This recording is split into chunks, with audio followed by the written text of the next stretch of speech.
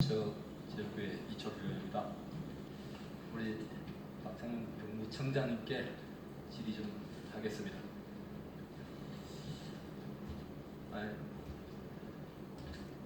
상임위 활동을 하면서 도저히 묵과할 수 없는 이런 공직자들의 기강 회의 실태가 발견이 됐습니다. 국가를 기망해서 그에게 예산을 손실시킨 사안입니다. 청장님 물론 재임 중에 일만은 아닙니다. 우리 병무청이 운영하는 사회복무교육센터와 관련해서 질의하겠습니다. 우리 화면 좀 보시죠. 우리 서울 병무청은 2008년 3월 1일부터 12월 22일까지 이 관악구 봉천동에 있는 대연 빌딩 6, 7, 8, 9층을 임차해서 센터로 사용했습니다. 그간 계약 기간 중에 134억 원을 임차 관리비로 예산 지출한 사례가 있습니다. 다음 장 넘겨주시죠. 이 병무청이 대형 빌딩과 계약한 계약서를 보면은 5,033평방미터로 되어 있습니다. 그런데 실제 국가가 사용한 면적은 3,095평방미터 전후입니다. 이것이 건물 주인 스스로가 관악구청에다가 신고한 내역입니다. 다음 장 넘겨주죠. 이 계약 면적하고 실사용 면적을 비교해 보면은 이 5,033평방미터와 3,070 내지는 3,090 정도 변동이 있습니다. 이 임차 관리비가 52억이 과다 지급되었습니다. 다음 장 내주시죠. 이렇게 임차 관리비가 과다 지급되게 된 배경을 확인해 보면은 당초 2008년 2월 달에 병무청 내에서 이 건물의 임차 계약을 하기 위해서 부의서가 작성이 됩니다. 이 부의서가 작성될 때 건물의 정확한 면적을 확정하지 못하니까 추후 사용하는 면적을 확정해서 계약을 실제 사용 면적만큼 계약하겠다 하고 왼쪽에 있는 게 실무자들이 당시 실무자가 이 작성해서 이 서울병무청장의 결재를 받은 승인 계약서입니다. 그런데 이후에 실제 계약이 체결될 때는 그러한 내용이 빠져버렸습니다. 계약서 바꿔치기를 하게 된 겁니다. 계약서 변조가 발생이 된 겁니다. 다음 장.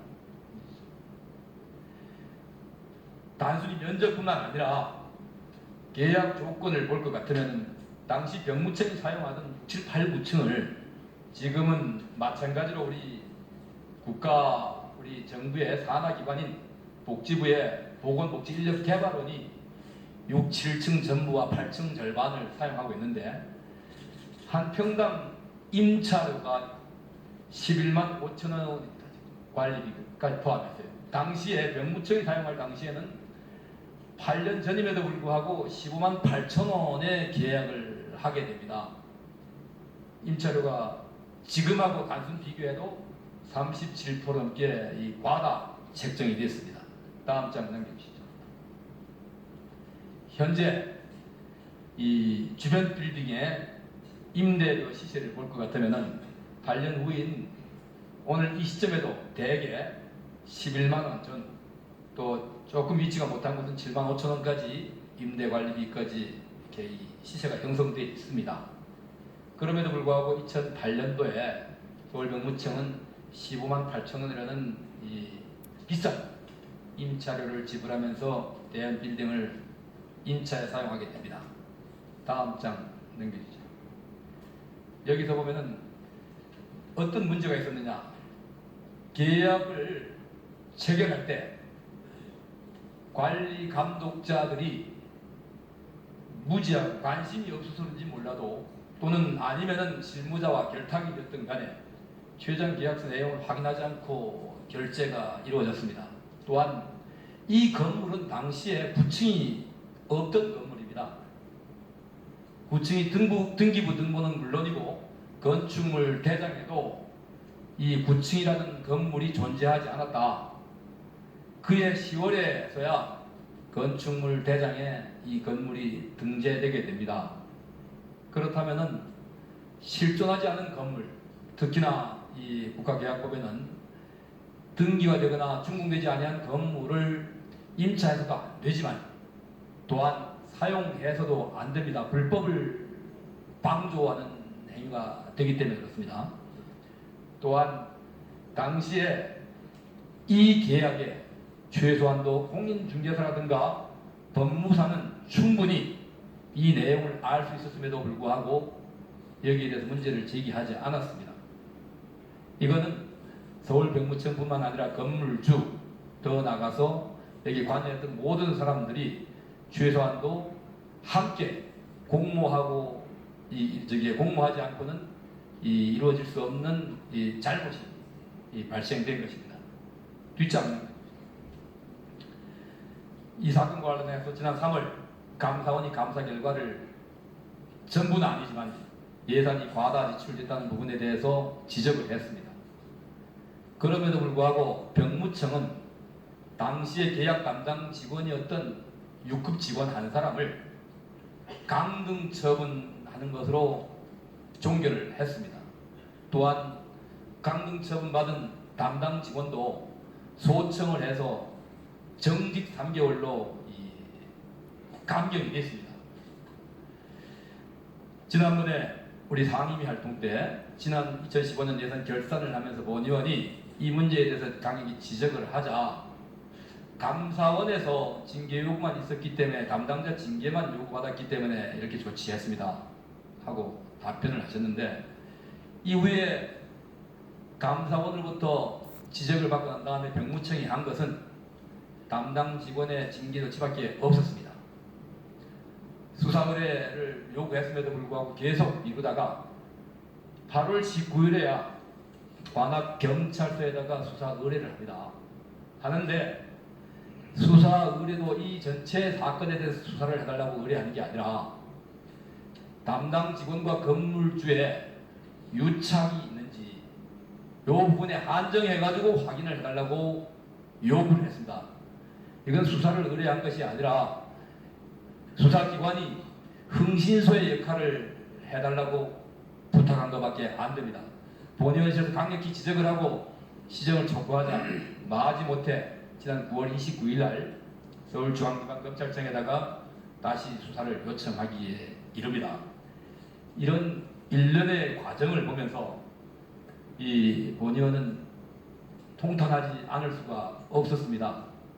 이 52억이라고 하는 거액이 부당하게 지출됨에도 불구하고 서울병무청에 어느 누구도 이 잘못됨을 지적하거나 고치려고 노력하지 않았으면 물론이고 적발되고 난 이후에도 감사원의 담당자 징계 요구가 감사원의 징계 요구라는 이유로 더 이상 이 잘못된 예산 이 손실 사건에 대해서 실제 진실을 발견하려거나 또는 책임을 묻겠다는 의지가 없었습니다. 청장님, 네. 이게 6급 담당 직원 한 사람만의 이 실수로 이런 일이 발생됐다고 생각을 하십니까? 여러 가지 종합적인 이유가 있다고 생각합니다. 제가 그 내용을 좀 더 철저하게 조사를 해서 그것을 꼭 한수를 위한 노력을 최선을 다하겠습니다. 당시에 감사원에서 감사를 할 때도 이 병무청은 조직적으로 이걸 은폐하기 바빴습니다. 이 계약을 할 때 본회의실에서 확인한 바로는 담당자 한 사람이 간 게 아니라 여러 명이 갔습니다. 그런데 감사원에서는 단독 회의로 결론을 지었습니다. 이건 일선의 비효가 없이 불가능한 일이고요. 또한 조사 과정에서 이 건물의 주인이 건물의 이 주인되는 분의 이 두 부자, 그러니까 아버지와 아들이 정당에 특정 정당에 이 활동을 하는 당직자들이었다. 그러면 처음부터 이 건물의 임대 과정, 임차 과정에서부터 이후에 감사원 감사 이 처분에 이르기까지 이런 정치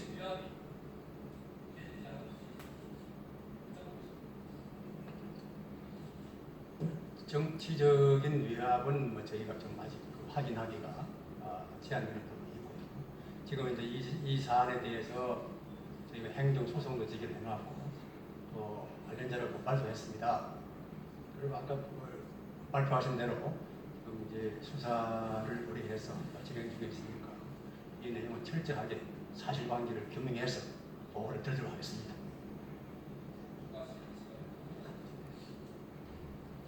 네, 총장께서는 이런 사안에 대해서는 자체 조사를 확실히 하시고 그것이 제대로 안 될 경우에는 수사 의뢰를 반드시 하시기를 바랍니다. 네, 잘 알고 있습니다.